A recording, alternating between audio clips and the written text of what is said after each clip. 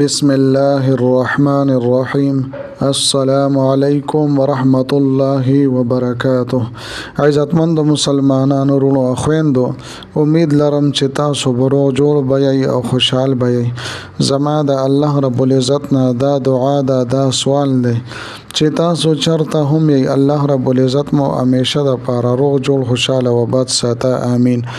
عزتمندو، نن دی وی نوی او خاص وظیفه سره زستا سو مخ کې حاضر یم. نن درته محترم د جمعې مبارکې د ورځې یو ډیره خاص او سرکونکې وظیفه بیانوم ان شاء الله تعالی، چې د ژوند سم مشکل مو دی، د ژوند څه حاجت مو دی، څه پریشانی ده، د زندګۍ هر لمحې سره هغه تعلق لري. ان شاء الله تعالی الله جل شانه به دستاسو دغه حاجات پوره کی، دغه مقاصد به مو پوره کی، دغه ناممکنه پریشانه به مو الله جل شانه ختم کی. محترمو، دومره اثر کوونکې او خاص وظیفه ده چې د حیران کن کمالات به تاسو په خپل سترګو باندې ووینئ چې الله رب العزت په دې کې څومره لوی طاقت او کمالات کې حود دي.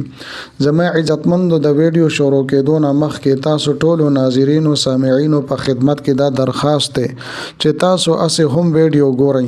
په اول ځل باندې زما د چینل وزټ کړی وي، دا چینل مو لا تر اوسه پورې سبسکرایب کړی نه وي، نو برای مهرباني دا چینل سبسکرایب کړئ.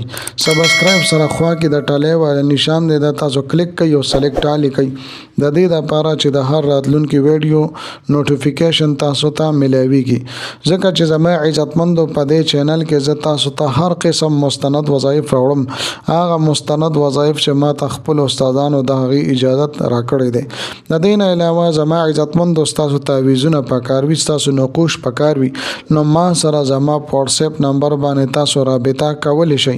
محترمو، که چېرې تاسو د جمعې مبارکې په ورځ باندې د عظیم الشان او عالی شان وظیفه کول غواړئ، نو ویډیو اخیره پورې وګورئ او سکپ کوئ یې مه. زما عزتمندو، دا وظیفه د هغه چا دپاره ډیره مفیده ده چې دته څوک نقصان او ضرر ورکول غواړي. تاسو دا وظیفه وکئ، ان شاء الله تعالی د خلکو د ضرر نه، د خلکو د نقصان نه به تاسو محفوظ یې.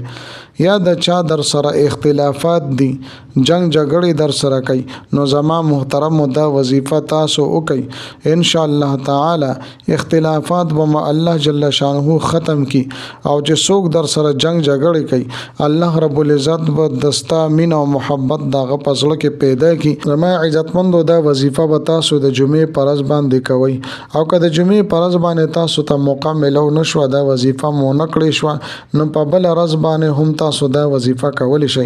خو زما عزتمندو، دا خبره یاد ساتئ، که چېرې د جمعې پر ورځ تاسو دا وظیفه وکړه نو ډیره بهتره به وي. ترتیب او طریقې کار زما عزتمندو دا دی چې نن د جمعې مبارکې ورځ ده، تاسو هم نن دا عمل وکئ.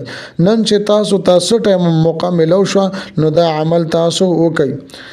د ټولو نه مخکې به تاسو صحیح طریقې سره اودس چردام وکئ، او بیا به داسې یو ځای کې کښېنئ چې خاموشه ځای وي، تاسو سره خوا کې څوک نه وي.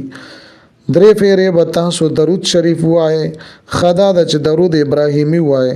د دې نه پس به زما عزتمندو سورة الاخلاص، قل هو الله احد سورت مبارکه 0 پیرې 1000 مرتبه به د دې تاسو ورد وظیفه وکئ، او اخره کې او بیا 3 پیرې درود شریف ووایئ. زما محترمو، ټایم به په دې باندې لګي، خو تاسو دې ته وګورئ چې تاسو لوی لوی حاجتونه، ناممکنه حاجتونه، یا قرضونو کې تاسو راګیرئ، یا پریشانو کې تاسو راګیرئ، د هر قسم مسایلو دپاره، نو زما محترمو هغه غټ غټ مسایل به تاسو الله جل شانه حل کوي. نو زما محترمو، که 0 پیرې تاسو سورة الاخلاص ولستو، نو دا څه مشکله نه ده، ځکه چې په دې سره الله رب العزت ستاسو د غرونو عمره مسایل دا هواری او ختمی. نو زما محترمو، ضرور تاسو نن د جمعې په ورځ باندې دا عمل وکئ. زما عزتمندو، امید لرم چې دا ویډیو، دا وظیفه به ستاسو ډیره زیاته خوښه شي وي.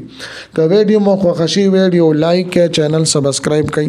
میلاویږم تاسو سره بل ویډیو کې بلې وظیفې سره. تر هغه وخته پورې ما ته اجازه راکړئ. د لوی الله په امان.